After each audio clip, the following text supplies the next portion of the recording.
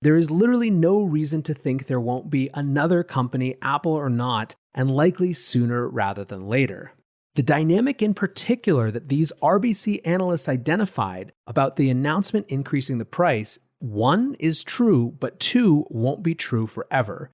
There's a small window of early adoption when it will be, and smart companies are going to recognize that, and I bet there's a race right now to be the next one to announce. Welcome back to The Breakdown with me, NLW. It's a daily podcast on macro, Bitcoin, and the big picture power shifts remaking our world. The Breakdown is sponsored by Nexo.io and produced and distributed by CoinDesk. What's going on, guys? It is Tuesday, February 9th, and today we are talking about whether Apple will be the next Fortune 500 to get involved in Bitcoin. First up, however, let's do the brief. First on the brief today, a shifting inflation narrative. So what's going on? A Bloomberg article was published today called "Surging Inflation May Force Fed to Resort to Yield Curve Control. The Federal Reserve is at risk of getting schooled in a classic adage, be careful what you wish for." So what's actually happening? Basically, the Fed has been saying for over a year now that it actually wants to allow inflation to run hot. They changed the way they measure and think about inflation to actually have it be an aggregate and average that they're targeting, not any specific point. This could mean that we could see a wild swing into inflation, or at least more inflation than we've seen, before the Fed actually wants to do anything about it. Well, it seems like the market is starting to price a little bit of this in.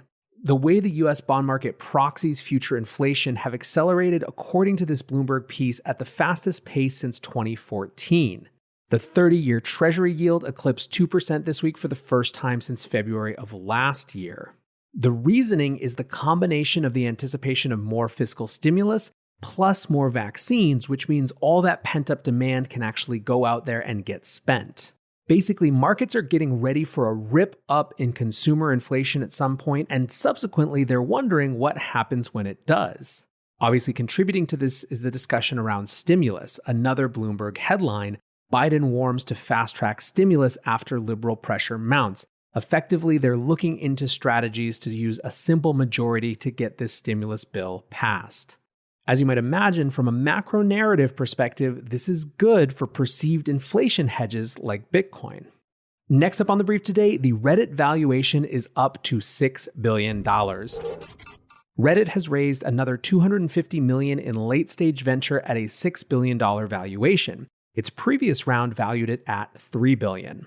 Here's what the CEO and co-founder Steve Huffman had to say. He said, "It's a good market to fundraise. Valuations are very high right now, and it never hurts to raise money when there's an opportunity to do so, and Reddit had a strong year." He went on to say that advertising revenue for the company shot up 90% in Q4 relative to a year earlier. Now, if you feel like $6 billion as a valuation for Reddit is really low, me too, especially considering that Wall Street Bets took about that much value off a hedge fund last week.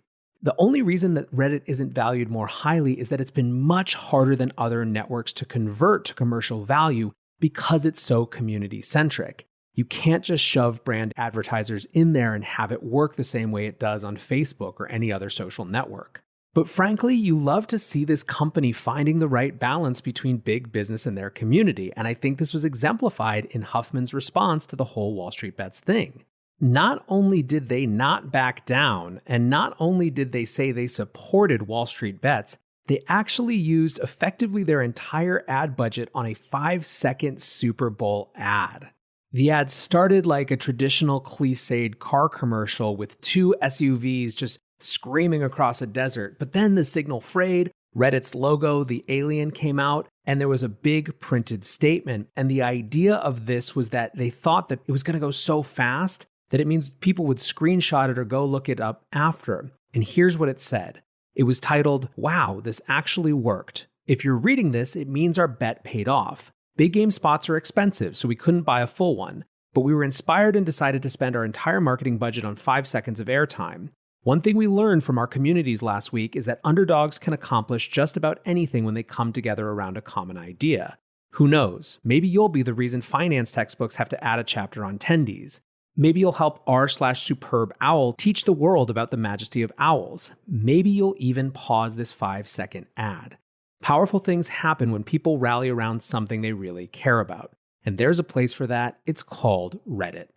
Last up on the brief today, Castle Island raises another $50 million.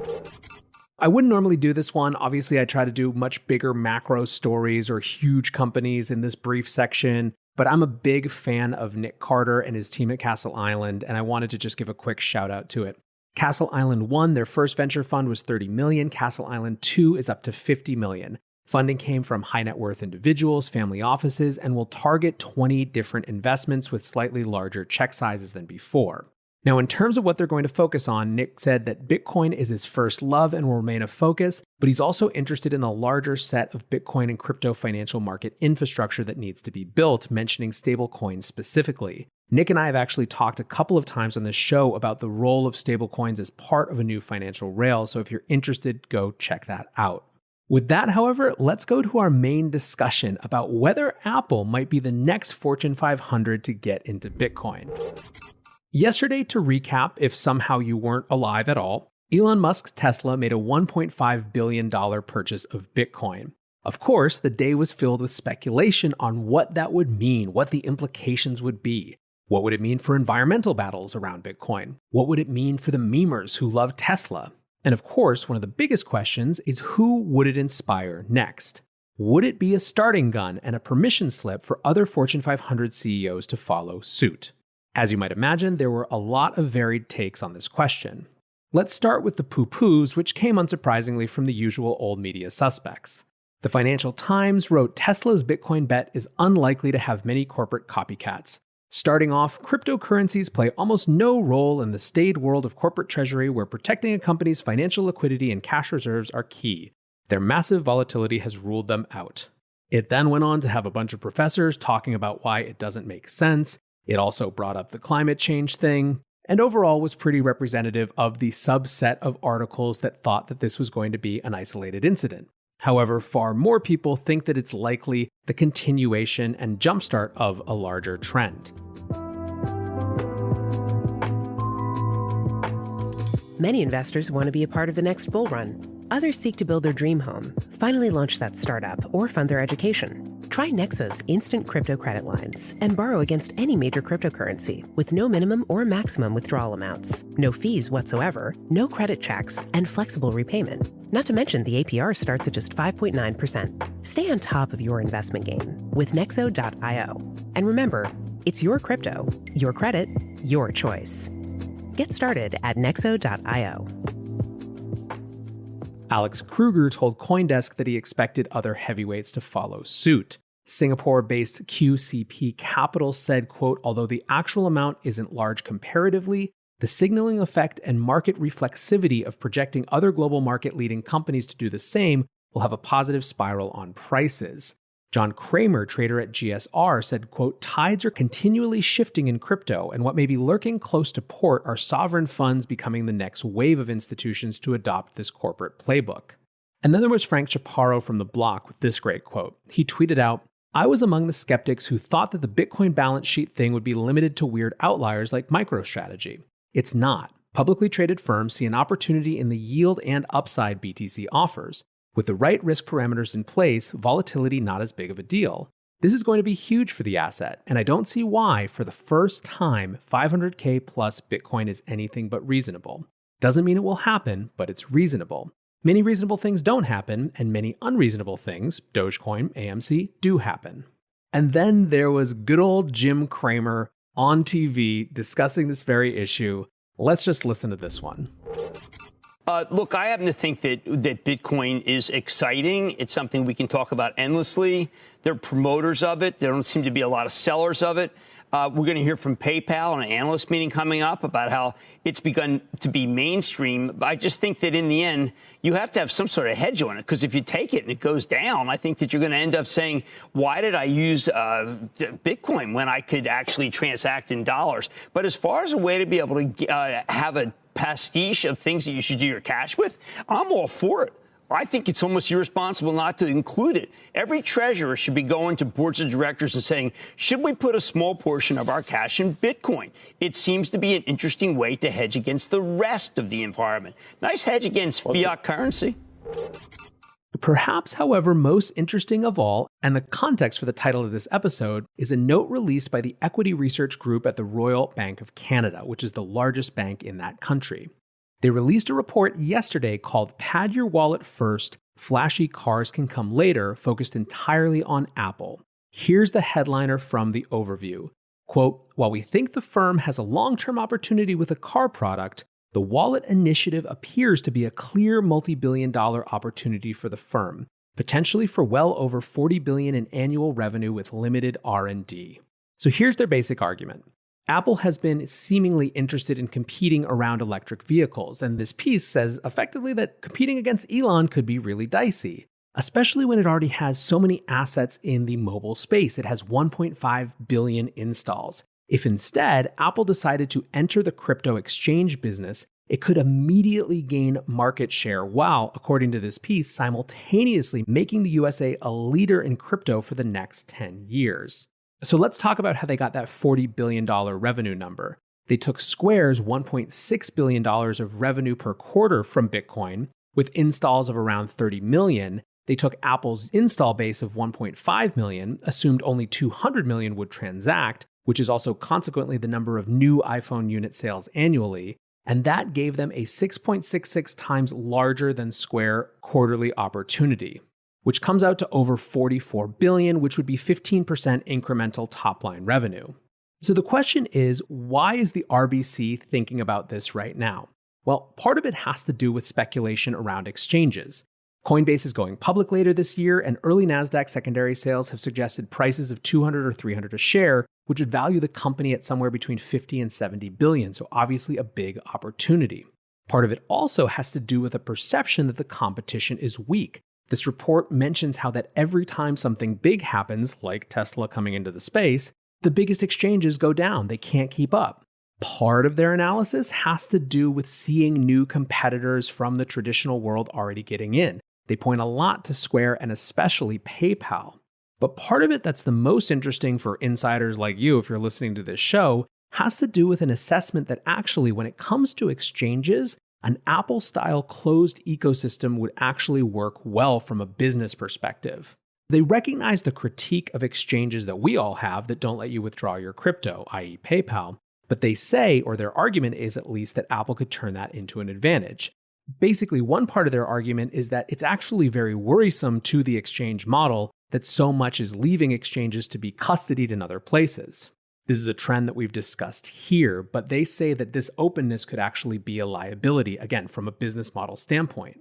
They also argue that Apple's closed ecosystem could remove friction, saying, quote, since they have access to world-class software and arguably one of the most secure ecosystems in the world, they could offer a closed system which 1. Prevents nefarious activity, 2. Improves the security of assets with multi-signature capabilities, and 3. Has instant access to the buyer and seller of crypto assets.